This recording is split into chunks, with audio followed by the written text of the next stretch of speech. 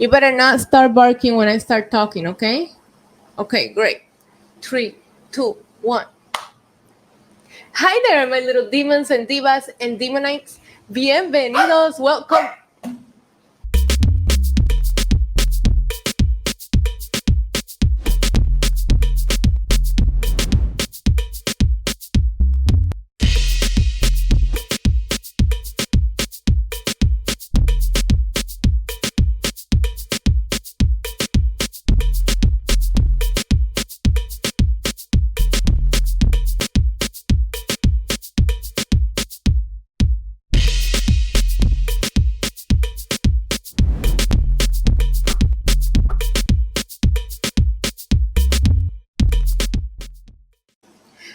My little demons and divas and demonites, bienvenidos, welcome back to my channel.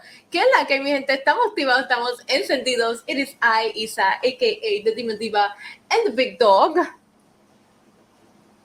Roman is here, and we are here to predict Bash in Berlin. It is that time of the year already. I remember when this was announced, I was so excited. I was like, wow, they're going to Germany, and it's here already. It feels like SummerSlam was a month ago and yesterday. I can't describe it.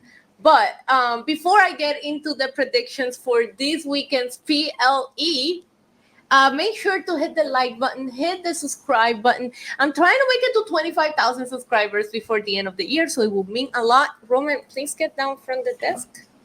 So it will mean a lot if you hit the subscribe button and help me reach that goal. Also, you can hit the join button and become a Demonite. There's exclusive videos, exclusive live streams, and there's emotes to use on the live streams because I do watch alongs for a lot of the shows. Raw, SmackDown, NXT, Dynamite, pay-per-views, whatever I'm available for, I'm watching it live here on the channel with a great community. So feel free to join us.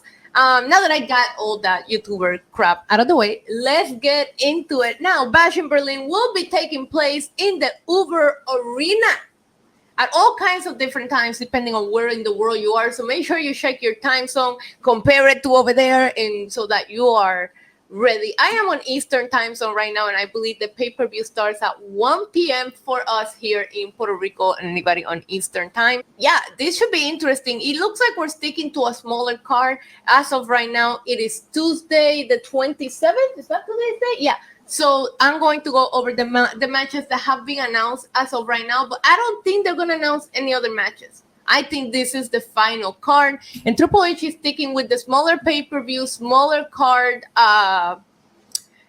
thing that he has been doing lately. Because as of right now, it looks like we have 1, 2, 3, 4, 5 matches on the card. 5 matches on the card. So let's go ahead and break it down, and I'm gonna tell you what my instinct is gonna tell me it happens, and if I feel or if I'm rooting for somebody different, I will let you know why. And if I think any crazy things are gonna happen, then maybe we can see how we did. Let me know in the comments your prediction for each one of the matches. That way we can go back and compare and see how close we were or how terribly wrong we were. So let's go ahead and start with the Women's Tag Team Championships. They're finally back on the card. I don't think we've seen these in the card since they switched hands. They went from Bianca Belair to the Unholy Union, back at Clash at the Castle, which also feels like a year ago.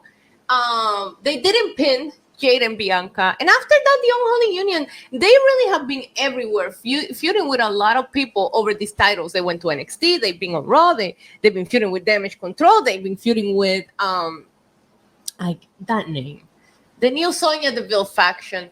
But Jade and Bianca have always made it clear that they want their titles back. I was highly critical of it because they kept talking about it, but we never saw them actually get a match. And here is the rematch. I think the titles are going to go back to Jade and Bianca. I do. I don't see a turn between Jade and Bianca quite yet because it seems, Nia Jax is not on the card, but there is a WWE Women's Championship title defense in Berlin. It's just going to be taking place at SmackDown the night before on a street fight against Mission. Now, I don't know if they're building some kind of long-term story with Nia and Tiffany, but because of that, I don't see Nia dropping the title anytime soon, and I'm not sure that they're ready to do a full-on rivalry between Bianca and Jade. I like them together personally, and I don't know. I think that WWE gets more out of their buck right now, having the possibility of having Bianca and Jay travel within brands with these titles, than them not winning it. So because of that, I am going to say Jade and Bianca regain their tag team championships. However, I do think that Alba Fire and Isla Dawn have been doing a great job with these titles. I just really want these titles to be important and matter. And that seems to be something that they've struggled with since the creation of these titles. So we'll see how it goes. But I'm going to say Jade and Bianca. Let me know in the comments if you think that the Unholy Union is retaining. If you see Bianca and Jade turning on each other, I hope that's not the case. Up next, we have a mixed tag team match. We haven't seen one of these in a little while. We have Dominic Mysterio and World Women's Champion Liv Morgan against the Terror Twins, the newly formed baby faces villains of Damian Priest and Mommy Rhea Ripley. I really have liked the back and forward between both of these sides of the Judgment Day throughout Monday Night Raw, because it has felt very even. The Terror Twins have taken down Dom and Liv. Liv and the Judgment Day have taken down the Terror Twins. So it feels like we're entering Bash in Berlin in even territories for both of these teams. What's going to happen? I think that both Rhea and Damian Priest suffered big losses at SummerSlam, with Damian Priest losing his World Championship to Gunther and Rhea losing the opportunity to regain her World Championship back against Liv Morgan. So I do see the Terror Twins walking away victorious here. Just get a big win and big momentum going with their new face villains personas. And I don't think it really hurts Liv or Dom to take this loss at this time. They already got all the heat, so why not? So yeah, I'm gonna go with the Terror Twins, Damian Priest and Rhea Ripley. I do hope that we finally get to see Rhea Ripley hit that riptide on Dominic Mysterio. I want some mommy on Dom action. We'll see what happens, but I feel very secure in this one. There's a couple predictable matches in here, but I feel like this is how this one should go. Let me know in the comments down below if you think something else is going to happen. We do have the factor of Finn Balor being out for Damian Priest. He might come out and try to do some shenanigans. It could go the other way, but as of right now, I think that Damian and Rhea will benefit more from the victory. Now, the last three matches left, I'm going to talk about CM Punk and Drew McIntyre on a strap match. This is going to be crazy. I think that this is going to be where we really see some violence. There was a little bit of missing from their SummerSlam match. I did like the involvement of Seth Rollins, but the match didn't feel like the grudge feud that it should have felt, and I do think it took the feud a tiny bit backwards for me, because their interactions haven't been as hot after SummerSlam. But I do think that this match could really bring it back. My common sense tells me that CM Punk is going to win this, so we go into a rubber match, possibly a Bad Blood. But my common sense also tells me CM Punk can live Drew McIntyre. Drew McIntyre should murder CM Punk here. But if we do that, then that should be the end of the feud, right? So I'm rooting for Drew McIntyre. But my prediction is CM Punk. I think there's still some juice to be milked out of this feud, and in order to do that, you have to let Punk get one lick on Drew, and the stipulations of this match might make it easier for Punk to, I don't know. I don't think Punk should win. But I can see that happening. However, my heart is going for Drew McIntyre. Let's talk about the undisputed WWE Universal Championship, Cody Rhodes against Kevin Owens. A lot of people haven't really been into Cody Rhodes' reign, and I'm not going to sit here and tell you I told you so, but I told you so. Listen, this match feels very predictable that Cody Rhodes is going to win. Would I like to see Cody Rhodes win with maybe Kevin Owens turning heel and it being a DQ finish so this feud can continue? Yes. Bad Blood will be the next PLE, and it is in Atlanta. So is Kevin Owens the person that we want to see Cody go against at Bad Blood? I don't know.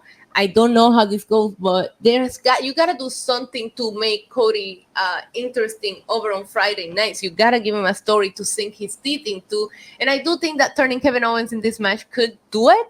However, my my opinion is you should have turned Kevin Owens before and given us a couple of weeks of them having some intense interactions, and that way we would have been invested going into this, because as of right now, I don't care. I'm sorry, I don't. So I think that Cody Rhodes retains, and that's my prediction. I didn't say necessarily wins.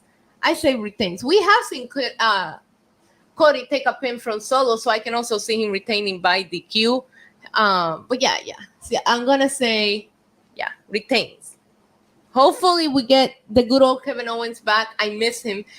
Grayson Waller put a video package of Kevin Owens, all like his moments, like betraying his friends, and all I could think about while watching was, wow, I miss that Kevin Owens. So I think Cody retains, and I am hoping for a Kevin Owens full heel turn here. And of course, we have what should be the main event of the evening, Gunther against the Viper, Randy Orton, for the World Heavyweight Championship.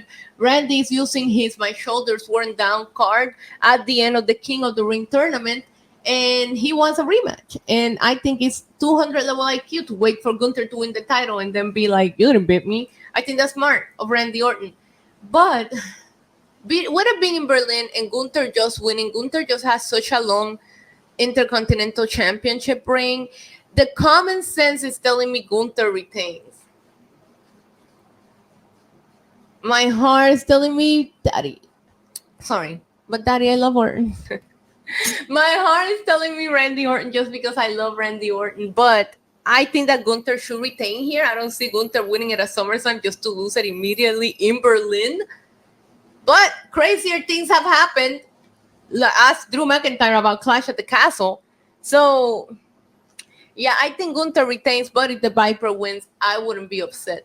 Let me know your wildest Bash in Berlin takes in the comments. Let me know your predictions. Are you excited for this pay-per-view? How are we feeling about it? Let me know in the comments down below. I will see you guys later. Until next time. Adios. Mwah.